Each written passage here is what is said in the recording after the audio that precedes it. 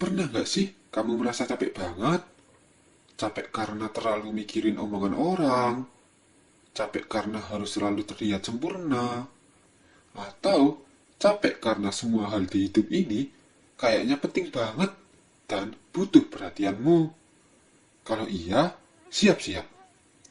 Karena hari ini kita akan bahas rahasia yang mungkin paling tidak masuk akal, tapi paling manjur buat hidup lebih tenang dan bahagia. Seni bodo amat yang benar. Ini bukan tentang jadi apatis atau nggak peduli sama sekali ya. Jauh dari itu, ini tentang bagaimana kita memilih untuk apa kita mau peduli dan berjuang. Penasaran? Yuk, kita bedah bareng dari buku fenomenal The Subtle Art of Not Giving a Fuck atau Seni Halus untuk Tidak Peduli, karya Mark Manson. Kenapa kita harus bodo amat?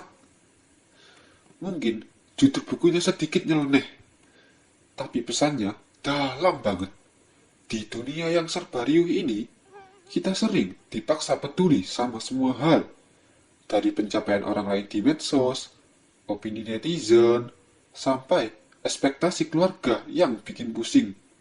Akibatnya, kita jadi kelelahan mental, stres, dan lupa apa yang benar-benar penting buat diri kita. Nah, buku ini mengajak kita untuk melakukan filter besar-besaran. Bukan gak peduli sama sekali, tapi memilih untuk peduli pada hal-hal yang benar-benar pantas diperjuangkan. Ini adalah kunci untuk menghemat energi mental dan mengalokasikannya ke hal-hal yang benar-benar bisa membuat kita bahagia dan berkembang. 3 rahasia seni bodo amat yang benar. Rahasia 1. Carilah masalah yang menyenangkan. Rahasia pertama, dan mungkin paling fundamental, hidup itu penuh masalah. Iya, kamu gak salah dengar. Masalah gak akan pernah hilang. Dia cuma ganti bentuk atau membesar. Dulu masalahnya PR sekolah, sekarang masalahnya kerjaan, nanti keluarga. Lalu gimana dong? Kuncinya adalah mengubah pola pikir. Daripada mikir gimana cara ngilangin masalah ini, coba ganti jadi masalah apa yang bikin aku bersemangat? Atau masalah apa yang rela aku perjuangkan? Contohnya, kamu pengen badan sehat. Itu masalah yang butuh perjuangan olahraga dan diet. Tapi kalau kamu suka prosesnya, kamu antusias sama hasilnya, itu jadi masalah yang menyenangkan. Sebaliknya, kalau kamu selalu menghindari masalah, kamu justru akan selalu terjebak dalam lingkaran ketakutan dan masalah baru yang akan muncul. Jadi, pilih masalahmu dengan bijak dan cintai proses penyelesaiannya. Rahasia 2. Simpan energi untuk hal yang penting. Rahasia kedua. Jangan buang energimu untuk hal-hal yang gak penting. Kutipan favoritku dari buku ini adalah jangan pedulikan semua hal, tapi hanya peduli pada hal yang penting saja. Ini bukan berarti jadi apatis, tapi jadi selektif. Waktu kita muda, seringkali kita peduli sama semua hal. Omongan teman, postingan mantan, opini orang tidak dikenal di internet, atau bahkan ekspektasi yang gak jelas. Kita sibuk mencari identitas dan pengakuan, tapi seiring dewasa, kita diajak untuk menyaring. Apa sih yang benar-benar pantas kamu pedulikan? Mark Manson sendiri bilang prioritas utamanya adalah keluarga, pertemanan, dan tujuan hidupnya. Buat kamu, mungkin itu karir, hobi, kesehatan, atau hubunganmu.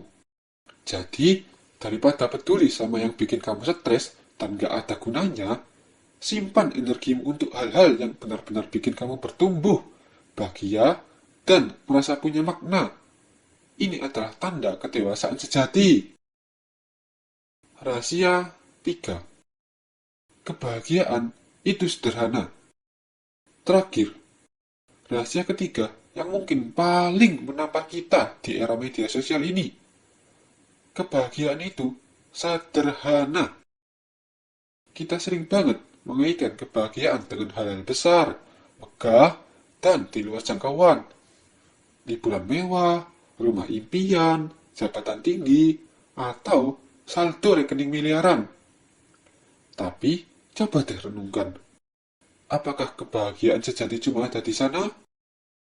Seringkali, justru momen-momen kecil yang sederhana yang bikin kita benar-benar ngerasa hidup dan bahagia. Ngopi santai di pagi hari, baca buku favorit, ngobrol dalam sama teman lama, atau sekedar menikmati matahari terbit. Medsos itu ibarat galeri kebahagiaan versi editan. Kita cuma lihat puncak gunung es orang lain dan membandingkan diri.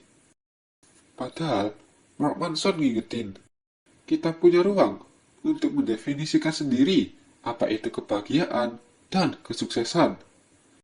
Selama kamu bahagia menjalani apa yang kamu lakukan, gak ada yang bisa bilang kamu gak sukses atau gak bahagia. Jangan meremehkan hal-hal sederhana. Justru di sana, kebahagiaan sejati sering kali bersembunyi. Jadi, seni bodo amat itu bukan tentang jadi apatis, tapi tentang memilih dengan cerdas apa yang benar-benar pantas kamu pedulikan. Ini tentang mencari masalah yang menyenangkan, menghemat energi untuk hal yang paling penting, dan menemukan kebahagiaan dalam kesederhanaan. Ini akan jadi perjalanan introspeksi buatmu. Tapi hasilnya, hidup akan jadi lebih matang, bebas dari beban ekspektasi yang gak perlu, dan lebih bermakna. Mana dari ketiga rahasia ini yang paling nampol buat kamu?